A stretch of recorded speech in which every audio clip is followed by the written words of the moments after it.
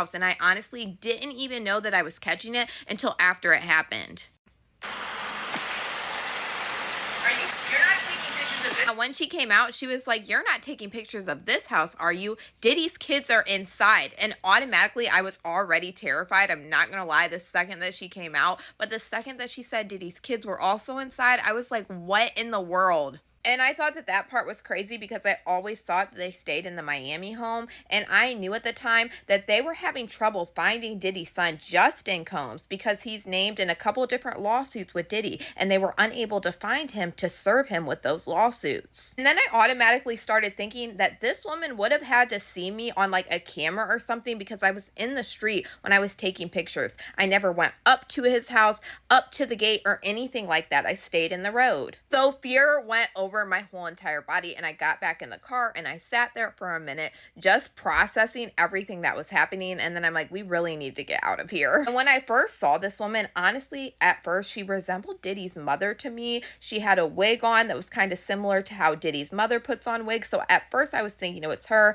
and then I kept looking at her while I was in the car, and I'm like, there's no way that this is Diddy's mom. And y'all know me, I be deep diving, and I actually found out who this woman was. It was Kim Porter's best friend, LaWanda Lane, who had worked as a caregiver for Diddy and Kim Porter's children, who was best friends with Kim Porter for over 30 years, and they lived under the same roof for 20. LaWanda is one that publicly came out and stated that all of the rumors, even that Al B. Sure was saying about Kim Porter writing a tell-all book, was false, and she was sticking up for Diddy. So the fact that this is the woman that came out of Diddy's house was insane to me. Crazy to me, because we've seen Al B. Sure talk about Kim Porter and what she allegedly went through, even just on the fall of Diddy very publicly, but he has alleged all of these things since the moment that Kim Porter passed away. And then the fact that this is the woman that actually came out of Diddy's house was like shocking to me. Like, I couldn't believe it, because I remember hearing that she very publicly stated that Kim Porter and Diddy didn't have this crazy relationship